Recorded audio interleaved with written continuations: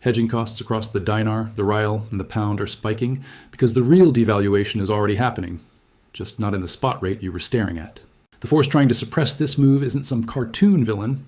It's a very real set of incentives. Central banks smoothing headlines, banks protecting balance sheets, corporates begging for certainty, and everyone pretending the official print is the truth. But the hidden mechanism the mainstream keeps missing is where the market prices stress first, in time, in forwards, in NDFs, in basis, in volatility. And by the end of this, you're going to know exactly what to watch over the next week or two, which levels matter, and what breaks the setup if the pressure actually relents. Because if one specific layer flips, the math changes. Here's the uncomfortable part. Spot can look calm while the insurance market is on fire. That's not a metaphor. That's how controlled FX regimes, restricted liquidity, and a dollar-starved real economy actually show up in prices when the tape is curated. The quote on your screen is the brochure. The hedge is the invoice. And right now, the invoice is getting ugly, but that's not the part that matters. The part that matters is what that invoice forces participants to do. Because forced behavior is where price discovery leaks out, even when the headline rate is managed. Let's set the battlefield cleanly. You've got three currencies that sit in different political and policy realities, but they rhyme when stress rises. Iraq's dinar, Egypt's pound, Iran's rial. Different systems, different constraints, different narratives, same underlying logic. When access to dollars becomes uncertain, whether through policy gates, banking channels, sanctions, documentation, timing, or pure market fear, everybody who has a future USD need stops choosing and starts scheduling. And when large groups are forced to schedule the same trade around the same time, hedging costs don't politely drift higher. They gap, they spike, they become a tax on planning, and that's where the real pressure starts. If you're a retail macro watcher, you might think, fine, so hedging gets more expensive. Why do I care? Because the hedge market is the seismograph. It detects the quake before the building sways. It's where you see stress before it's politically acceptable for spot to show it.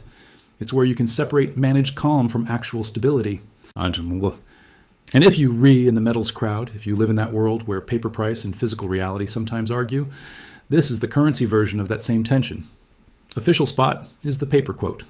The effective cost of getting dollars, rolling exposure, and settling trade is the physical premium. When those diverge, the system is telling you something. Now, quick context on right now. I'm not going to pretend I can see every street quote in real time in every city. Nobody can. That is the whole point. But the broad pattern has been visible. Egypt ANES pound has been hovering in that high 40s per dollar neighborhood lately, a level that can look stable until you ask what it costs to hedge or settle around it.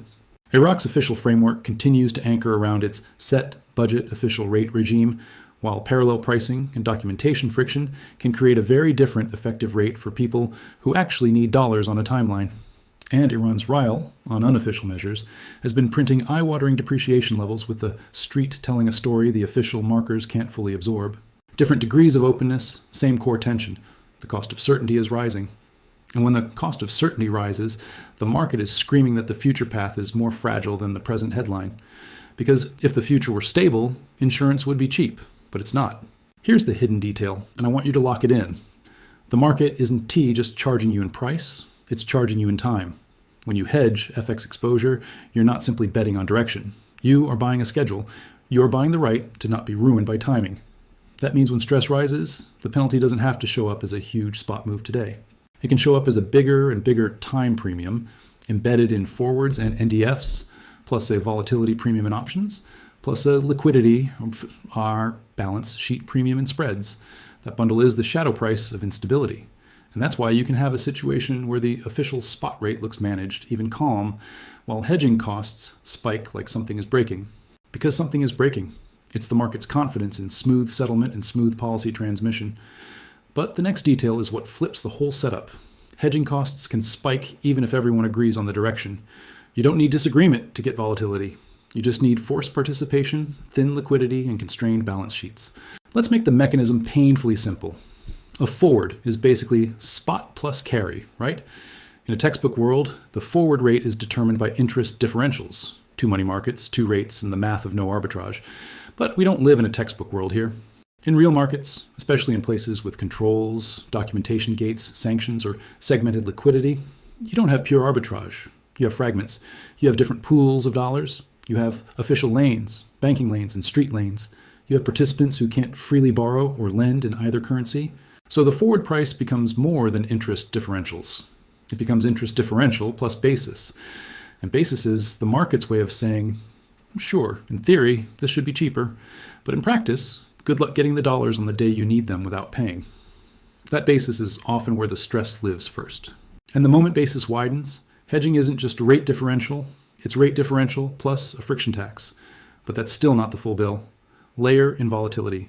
If you're hedging with options instead of forwards, you're buying convexity, protection against sudden moves and gaps. When markets fear gaps, weekend gaps, policy gaps, liquidity gaps, implied volatility rises. That's your insurance premium. And if you're hedging in the forward on NDF world, but your counterparties demand margin, or they widen bid-ask, or they limit tenor, the cost rises again. So your hedge is not one number. It's a stack. Forward points, basis, vol, and liquidity spread. And when that stack inflates quickly, it is telling you the same story from multiple angles. Uncertainty about settlement and policy is rising. Now we bring in the why now calendar trigger, because this is the accelerant people ignore until it slaps them. Hedging spikes don't happen randomly. They cluster around the calendar because the calendar forces synchronized behavior. Month end, quarter end, year end, fixing windows, payroll cycles, import settlement cycles, coupon dates, delivery windows. If you're a corporate treasurer, you don't hedge because you feel poetic about it. You hedge because you have invoices, you have ships arriving, you have contracts. And those dates are real. If you're a bank, you manage risk around reporting dates because capital, liquidity ratios, and internal limits become stricter. If you're a fund or institution, month end can trigger rebalancing, hedging of foreign assets, and risk reduction. So when liquidity is already thin and uncertainty is high, the calendar acts like a funnel. Everyone tries to get through the same doorway. And in markets like these, where dollar access is not a free-flowing river, but a set of controlled channels, that funnel becomes a choke point. That is why you see hedging costs jump this week or right now, even if nothing huge happened in spot. The calendar did happen, and the calendar forces trades. Because if this one window tightens, the math changes. Now let's go currency by currency, but not like a boring checklist, like a single system expressing through different plumbing. Start with the Dinar. Iraq is a perfect illustration of how multiple prices can exist, even when one rate is printed as official truth. There's the official lane, there's the banking lane, there's the street lane, and the pressure isn't always devalue the official rate tomorrow. Often the pressure is restrict the lanes, tighten documentation, slow approvals, change settlement rules, clamp down on flows, and the effective cost of dollars for businesses and households moves without the official number moving much at all. That matters because the hedge market prices effective cost and effective risk, not the press release. Imagine you're an importer. You need dollars to pay a supplier on a date. If you don't get them on time, you don't just lose money, you lose inventory, relationships, maybe your entire business. So what do? You pay for certainty. You pre-buy dollars, you use any available hedging instrument. You hold cash dollars. You pay a premium. And when many importers do that at once, especially into month end or when new enforcement measures hit, parallel pricing can jump, spreads widen. And even if the official rate is anchored, the market's hedging cost rises because the risk is not direction, it's access. That's the nuance. Access risk is the silent killer, and markets charge for it. But that's not the part that matters. The part that matters is how access risk creates feedback loops.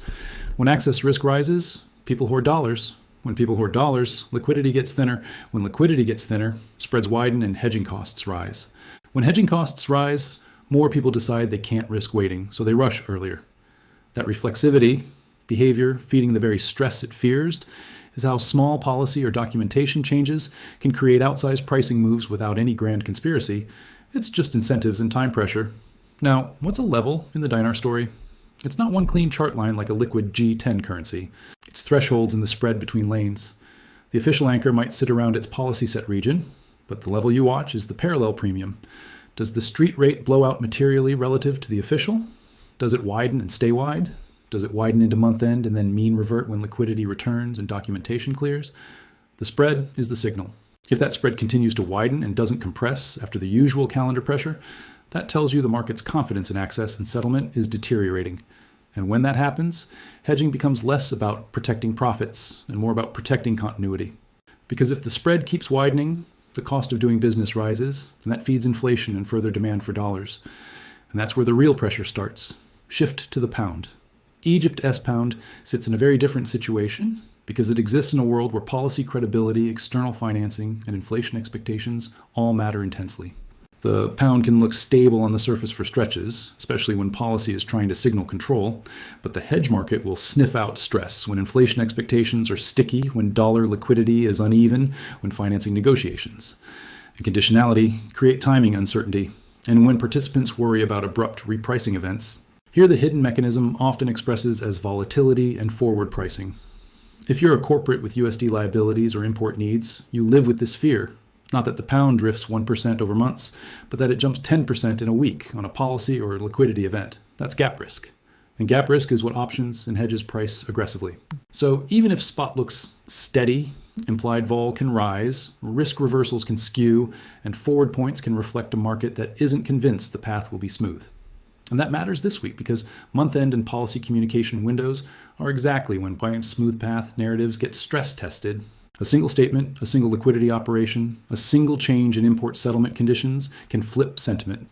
And if liquidity is thin, it doesn't take much flow to move prices in the hedging market. But the next detail is what flips the whole setup. It is not just bad news that raises hedging costs. It's uncertainty about sequencing. Even good news, like progress in a program or financing headlines, can raise volatility if the market isn't sure how it translates into actual dollar availability and policy behavior. Timing is everything. If financing arrives but is earmarked or arrives slowly or comes with conditions that change domestic liquidity, corporates may still hedge aggressively because their invoice timeline doesn't care about macro narrative. The invoice cares about the date. So what's the on-the-ground symptom for the pound? Watch the places where stress leaks, the cost and availability of hedges, the width of spreads, and the behavior of parallel channels if they reemerge the price of imported goods, and the posture of institutions that have to manage foreign exposure. If banks tighten terms, if corporates shorten their hedge tenor because long tenor feels unpriceable, if dealers quote wide and cautious, those are symptoms. They're not flashy, but they're real. Now, the level story in the pound is partly psychological and partly structural. Psychological because round numbers matter. Approaching a big figure can change behavior. Structural because certain zones become magnets where policy credibility gets tested. If the pound is hovering in a region and the hedging market is charging significantly more to protect downside, that asymmetry tells you participants are worried about a one-way jump. If implied vol remains elevated even when spot is calm, that says calm is conditional. And that's where the real pressure starts. Now the Rial. Iran-S Rial is the extreme case where official markers can become almost theatrical, while the street tells the truth in real time. In that environment, hedging is often not even done through formal instruments in the way a textbook would describe.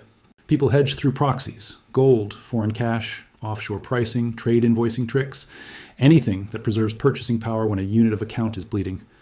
When unofficial prints hit new lows, the system is telling you that confidence in the currency as a store of value is degrading. And when that confidence degrades, the hedging spike is not merely a price, it's a behavioral stampede. People shorten their planning horizon. Or they move from "I'll convert later" to "I need protection now." They increase the hedge ratio to 100% because they no longer trust the currency over time. That's not speculative, that's survival behavior. But here's the nuance that keeps you finance credible.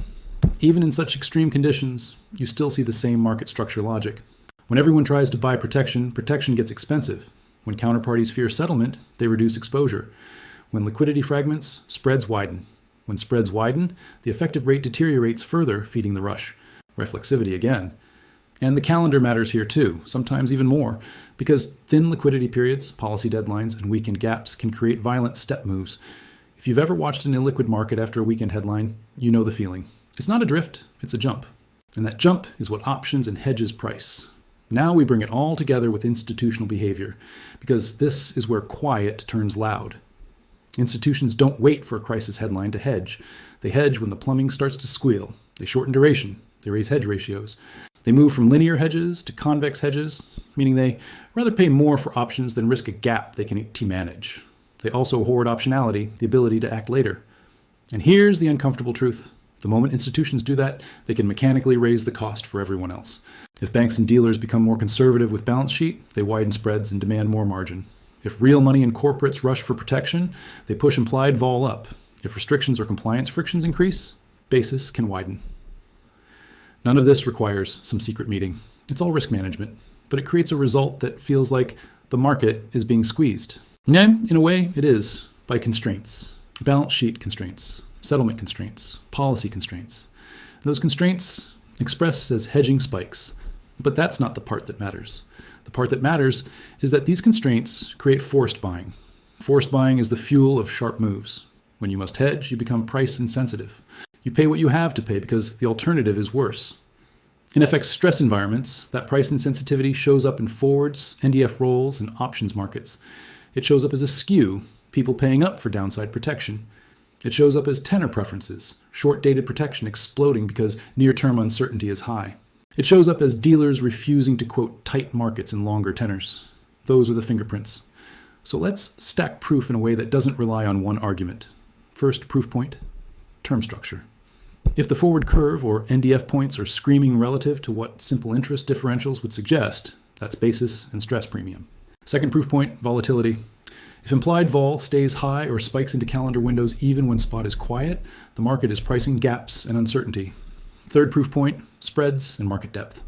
When bid-ask widens, when quotes feel indicative, when liquidity thins, that's a structural sign, not a sentiment tweet.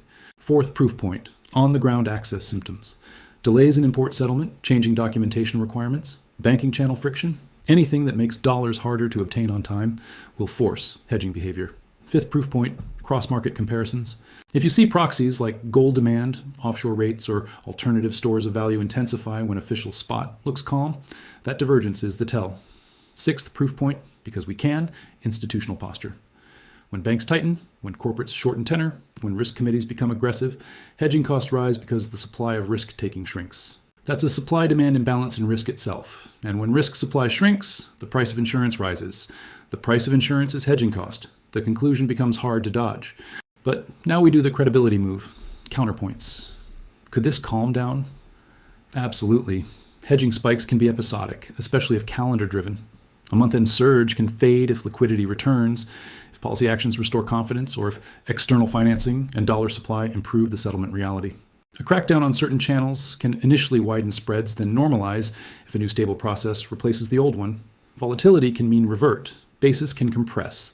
The question is not, can it calm? It's what would need to happen for it to calm. And that is what smart viewers should care about because it keeps you from becoming emotionally married to a narrative. Here is what would weaken the thesis. You just see consistent compression in hedging costs across multiple measures, not just one quiet day. You'd see spreads tighten. You'd see longer tenor hedges become more available and cheaper relative to short tenor, implying markets feel less near-term gap risk. You'd see the parallel premium narrow and stay narrow in the Dinar context. You'd see implied vol come down in the pound context while spot remains stable, indicating the market is believing the stability. You'd see fewer on-the-ground access bottlenecks, faster settlement, more predictable dollar availability. In other words, the plumbing would stop squealing. And if the plumbing stops squealing, the hedge market stops charging you a panic premium. That's your invalidation framework. Now we have to talk about the viewer psychology shield, because this is where a lot of people get farmed by volatility. Markets don't just move prices, markets move people. And in FX stress environments, the emotional manipulation can be brutal. You get a calm stretch, you get lulled, then you get a sudden spike, often into thin liquidity. Then a headline arrives after the move, then the crowd chases it, then it mean reverts just enough to shake you, then it continues. That sequence is designed by no one and exploited by everyone. The trick is confusion, confusing noise with signal. A one-day spike can be pure calendar flow, not a regime change. A calm week can be policy smoothing, not true stability. So you need a lens that keeps you sane. Here it is. Treat spot as the headline and hedging measures as the footnotes. If the footnotes keep getting worse, the headline is likely being managed. If the footnotes improve, the headline might actually reflect stability. And manage your own behavior. Don't teammate decisions at the emotional peak of a move in thin liquidity. If you feel urgency, that is precisely when spreads are widest and costs are highest. Step back and ask, what forced this move? Was it calendar? Was it a policy constraint? Was it a liquidity vacuum? Because if you can identify the forcing function, you can avoid panic and avoid being the liquidity for someone else's unwind. And remember, price can whip around violently even if your thesis is correct. In fact, in these setups, that's normal. Volatility is not evidence against the thesis. It's often the mechanism by which the thesis expresses. But it can still hurt you if you treat every wiggle as a verdict. So separate trend signal from noise. Trend signal is persistent, sustained widening of hedging costs, sustained widening of lane spreads, sustained high implied vol, repeated episodes of dollar scarcity. Noise is episodic, a single day's spike that fades immediately when liquidity returns. And that's where the real pressure starts, when episodic becomes persistent. Now let's get practical. What comes next over the next week or two?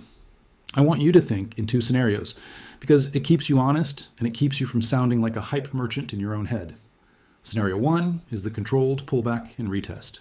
In this scenario, the calendar pressure that spiked hedging costs eases as month-end passes, liquidity returns, and policy actions restore a bit of confidence. You'd see a cooling in short-dated implied vol, a narrowing of bid-ask and forwards or NDFs, and compression in the parallel premium where applicable. Spot might remain relatively stable, and the hedge market would start charging less for near-term protection. That would tell you the stress was real but temporary, more about timing than about a new phase. The key confirmation for scenario 1 is not spot didn't move, it's the cost of insurance came down. If the insurance cost comes down, the market is telling you it believes the next few weeks are less dangerous. Scenario 2 is continuation squeeze and gap risk.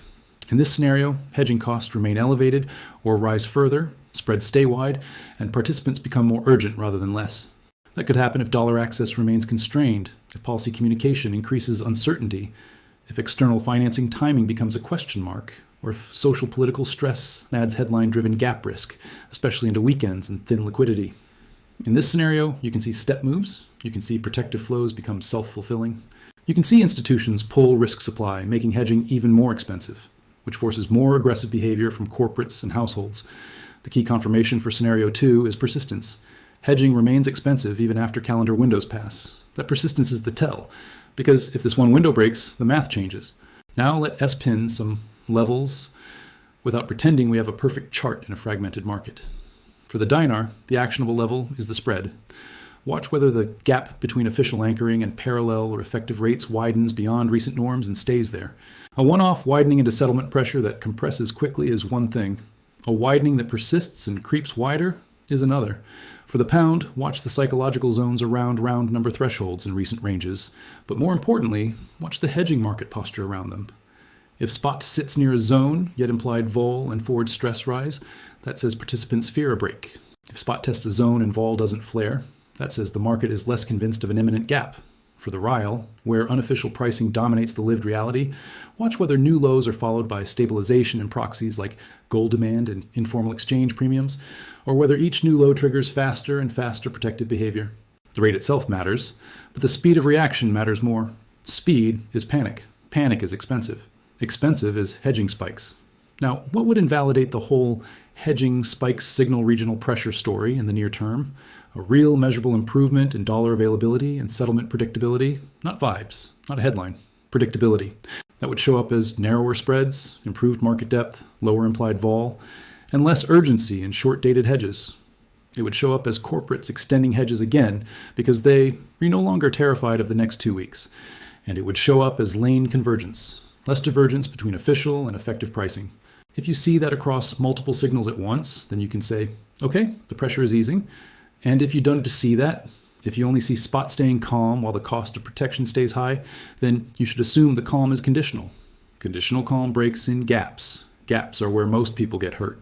So how do you protect yourself from the volatility trap as a viewer, an investor, a trader, or just someone trying to read the macro tape?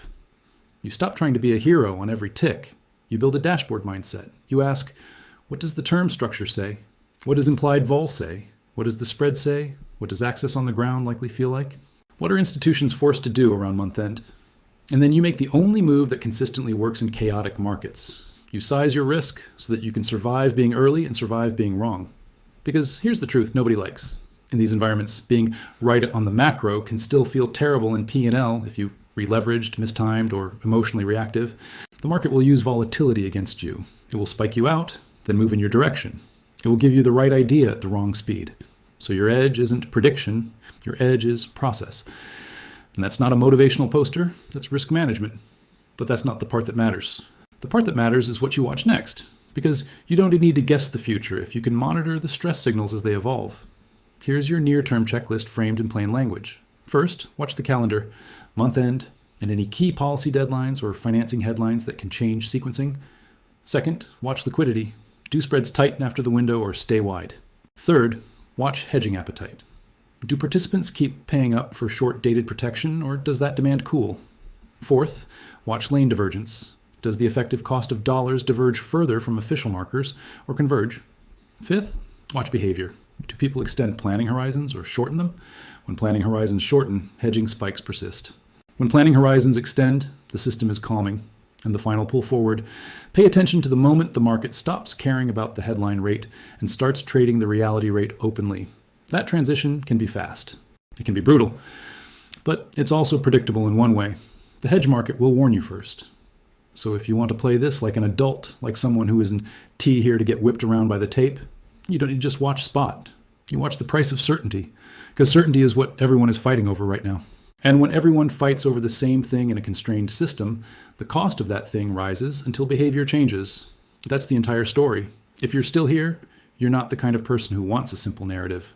You want the plumbing. You want the incentives. You want to know what to watch when the crowd is distracted by the headline. That's the whole point of this community. Less noise, more mechanism, more control over your own decisions. Keep your eyes on the spreads, the forwards, the vol, and the calendar, and you'll see the pressure before it hits the front page.